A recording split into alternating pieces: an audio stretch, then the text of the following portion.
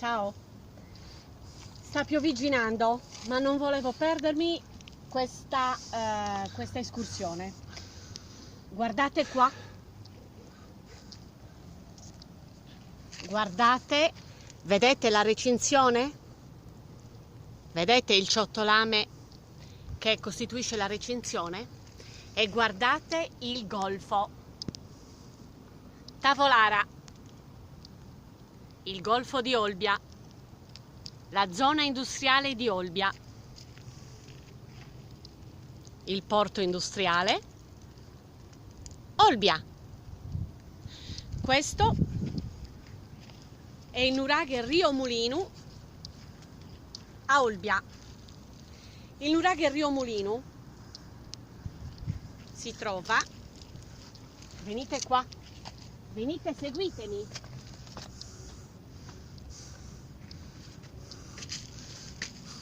Se riuscite a raggiungermi. Allora, questo era l'ingresso del nuraghe. E adesso, mentre vi mostro le immagini, vi farò una breve cronistoria di questo magnifico nuraghe. Allora, il nuraghe Rio Mulinu o di Cabu Abbas si trova appunto in cima alla omonima collina, la collina di Cabu Abbas, a nord della città di Olbia, da dove, come vi ho mostrato, è possibile godere di un panorama mozzafiato. E voglio vedere se voi potete confutare questa mia affermazione. Ne dubito. Vedete le montagne?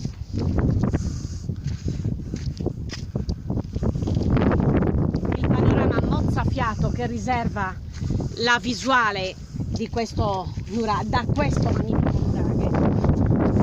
Vedete? Allora, questo sito archeologico è databile intorno al 1300-1200 a.C. ed è costituito, da una possente muraglia che circonda la torre nuragica.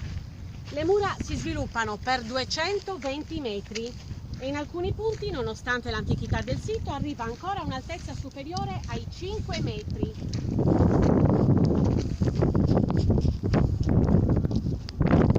E ha uno spessore di circa 4 metri. Sono presenti due ingressi nelle mura che conducono alla torre nuragica. Il nuraghe è costituito da blocchi di granitici di piccole dimensioni e dall'interno si distinguono una scala che portava al terrazzo e due nicchie e un pozzo che vi mostro ora. Qui all'interno, durante gli scavi, venne rinvenuto un bronzetto raffigurante un personaggio femminile che trasporta l'anfora sul capo. Quindi, come vi voglio mostrare nuovamente la panoramica, da qua si può ammirare appunto uno strepitoso paesaggio, la pianura circostante Olbia e tutto il suo golfo interno fino all'isola di Tavolara alle mie spalle, quello che vi ho mostrato all'inizio del video. Questo sito, questo significa un'importanza notevole per questo sito nuragico, per questa fortezza nuragica, da dove era possibile controllare eventuali incursioni nemiche e anche la notevole capacità della civiltà nuragica. Credetemi, ho dovuto percorrere 600 metri su un sentiero molto difficile in salita e proprio questo vi voglio spiegare.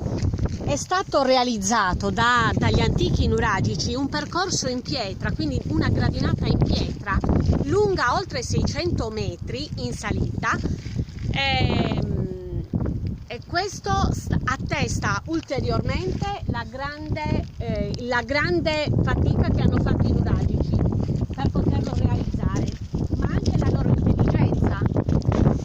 Guardate, da questa visuale si può vedere tutta la recinzione in muratura che fa parte che delimita il nuraghe, arroccato sulle pietre.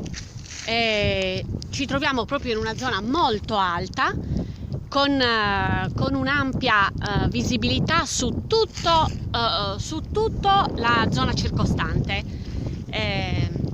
Quindi, che dire, ancora una volta possiamo dire che anche se è stato realizzato